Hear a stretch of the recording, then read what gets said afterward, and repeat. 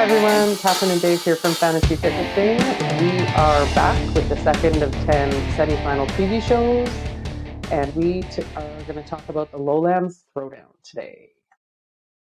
So, first thing we're going to do is just kind of run through with who's there. So, there are 9 past games men that are competing at Lowlands Throwdown, and also 9 women. And then we also looked to see who competed in semifinals last year too. So in terms of semifinal athletes, there are 13 men and 20 women. So that is a lot of women that competed last year that are back again. Not necessarily the same semifinal, but it's a lot of repeat athletes there. Yeah, a lot of overlap from last year. Which is great. That's awesome. So we decided to do a bit of a highlight of how people have been doing sort of so far this year in the 2022 season. So the top 5 athletes going to Lowlands Throwdown on the men's side from the Open was Victor Lundal, BKG, Luka Vanjak, Topias Romo, and Lucas Huiz. Those were the top 5 guys in the Open. And then over to the women, we have Andrea Solberg, Matilda Garns, Gabriela Magala, Valentina Magalotti, and Maria Langfors. Those were the top 5 women from the Open. So just a bit of a highlight of how they did there. I think this one's a little interesting because at least when we looked at Torian and some of the North American Open results, all the names are familiar. But when you look at this list, there's a lot of athletes that broke through here within the Open this year. So when you look at Valentina Megalotti, I think she has a 23rd back in 2019 at the Italian Showdown. And then Maria Langfors, doesn't seem to have any, elite level competition history this year. So kind of a breakthrough for her to be at this level. Yeah, that's one of the sort of fun things about pulling this is a lot of people do kind of jump up into the top echelon, but the leaderboard's just so big and so full, it's easy to sort of lose that these were some of the top athletes from these areas. So yeah, that's fun to see. And then moving into the top 5 athletes and how they did on the Worldwide Quarterfinal leaderboard. For the men, we have BKG, Lazar Ducic, Moritz Fiebig, Sam Stewart, and Fabian Benito. And for the women, Gabriela Magala, Sarah Sigmundsdottir, Lucy Campbell, Laura Horvath, and Corinne Freyova. So now those are a set of names that most people probably know. Yes. Now we're into familiar territory once the competition gets a bit stiffer and means a bit more. And then one thing that we did when we were sort of looking at semifinal field strength, is looked at the field as a whole and then narrowed it down into the number of qualifying spots. Their season won't end. They're still moving forward either in a games ticket or to last chance qualifiers. And then we took it down even more to just the number of game spots. So advancing spots, there's 8, and then the game spots, there's 5. So on the women's field, the total field strength is actually first of all the semifinals. And when you trim it down to that top 8 spots that are advancing, they're still first. And then when you narrow it to the game spots, they go second behind Torian Pro, which is a bit tough because there's only 3 game spots. And you have the 2 women that were on the top of the worldwide leaderboard in quarterfinals, so you can't really compete with that. So this is a really stacked women's field.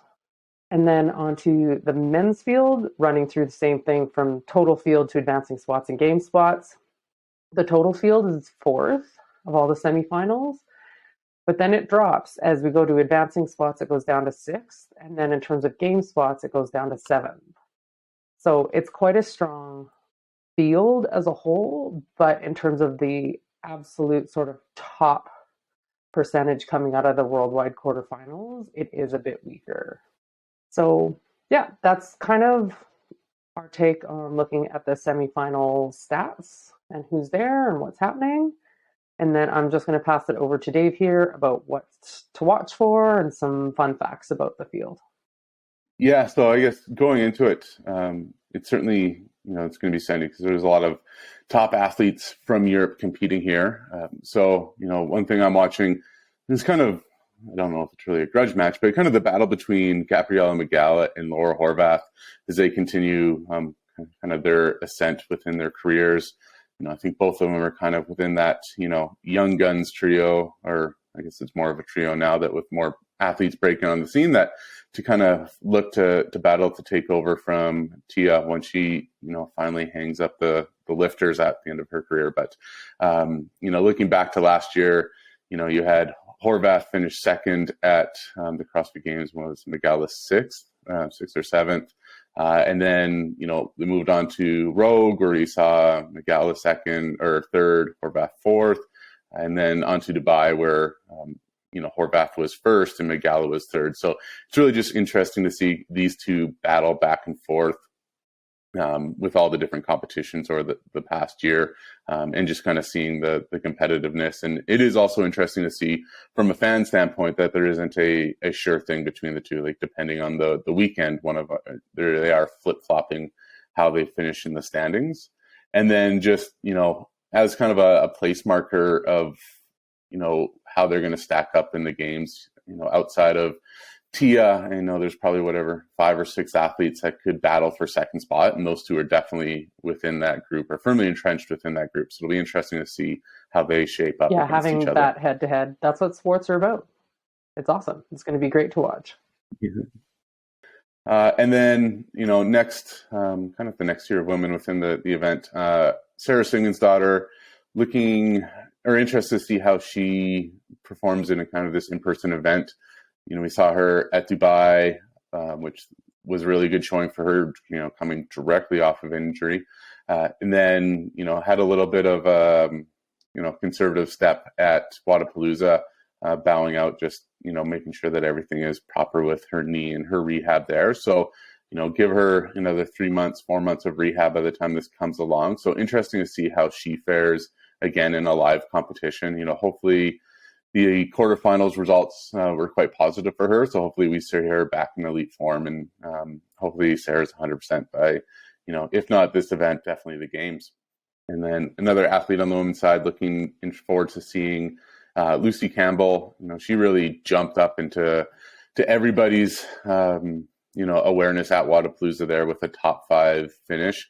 So it'll be interesting to see now that she's competing, in the limelight. So, everybody does know who Lucy Campbell is for the most part now after finishing so high at Wodapalooza, to see how she does perform, with that pressure. Last year she did make it to Last Chance Qualifiers, I think German Throwdown, and ended up winning one of the 4 events at Last Chance Qualifier. So definitely the talent was there last year. I think just now the recognition of all the hard work she's put in, and also we see, a bit more pressure for her on the competition. Yeah, it's fun to see someone like that come out of an off-season event, because that's a great way for athletes to have a showing that miss out on the game season. So that's really fun that she has getting some recognition for it. And then I guess on the men's side, it doesn't necessarily show from, potentially the quarterfinals rankings, but we got 6 guys competing at this event who competed at the games last year. So you got BKG, Lazar Dujic, Adrian Moonweiler, Wildis Upnick, Sam Stewart, and Luka Dujic. So those guys all coming off of the games last year, and with just the semifinal format, only 5 of them can make it. So even without some of the other athletes that are vying for the spot, one athlete that didn't make it to the games last year will be going to Last Chance. And then let's talk about your picks. Who do you think is going to get a games ticket, and who is your dark horse?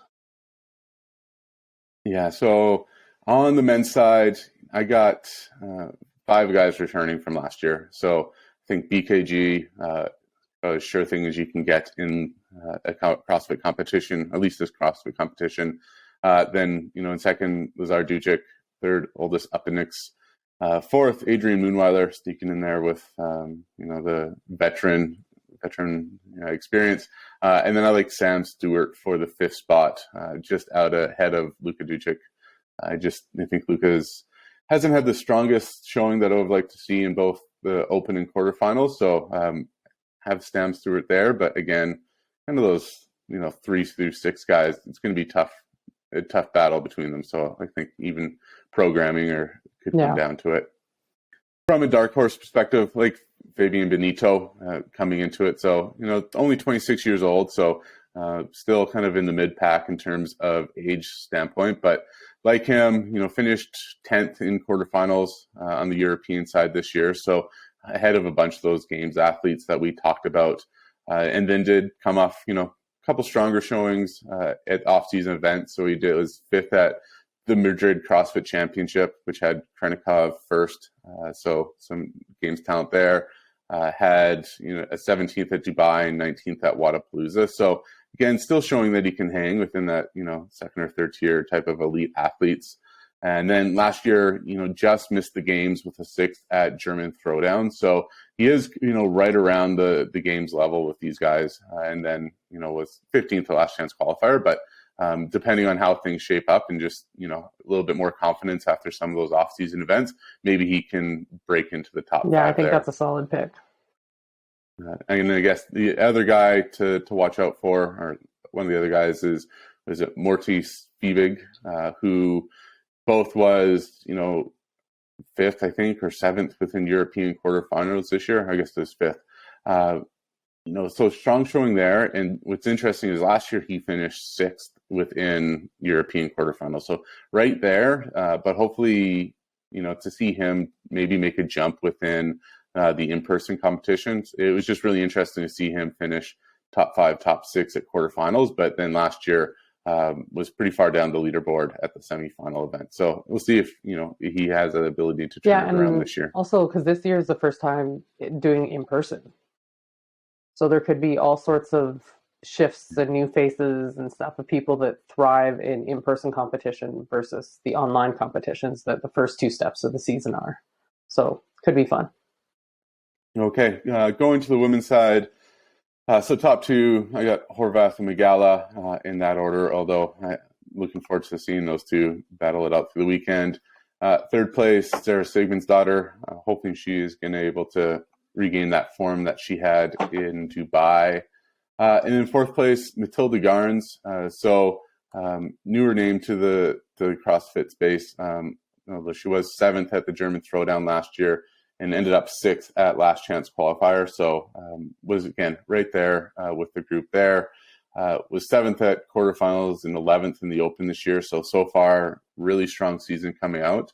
And then, from another event in the off season, she finished 2nd at the IF Free World Championship. So she was just 5 points behind Kristen Holte for that top spot there. So again, to be right up there with one of the greatest of the sport is certainly something that would give you some confidence. So like to see her make a rookie appearance at the games this year.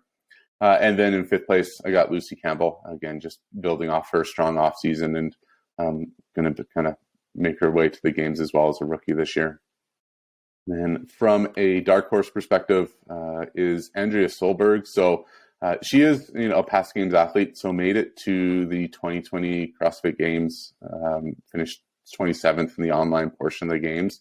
And I think this could just be kind of the case of, knowing what it needed to take to get to the games in the sanctionals format. So when you look at her 2020 season, she was 4th at the Filthy 150, 3rd at Southfit, and 2nd at the Norwegian CrossFit Championship. So, did what she needed to do to make it to the games then, but then kind of fell off that level of performance at kind of quarterfinals last year, just missing semifinals altogether with a 77th spot. So seeing her bounce back 9th in the Open, I think she might have a little bit more fire to make it to the games this year. So she could also be kind of the dark horse to take a games ticket away. I think she put in the legwork a couple years ago, and now the season's set. She knows what she needs to do, and go time. Awesome. Yeah. So that's a few athletes and stats. Think about when you're setting your week 1 fantasy lineups. Salary cap games, the draft games are open. Get a few buddies together, and then you can do a draft for your team, throw in a little bet, have a little fun. There's also our salary cap game with a worldwide leaderboard that we're going to be sending Gooder sunglasses to the top 3 teams. There's an automatic affiliate leaderboard too, that if you put that in your profile, you can compete with your gym buddies. And yeah, for all the kickoff notifications for when these games go live, make sure you have an account at fantasyfitnessing.com and follow us on Instagram at fantasyfitnessing to not miss out on any of the stats or game kickoffs or anything fun. So that is it for the preview on the Lowlands Throwdown.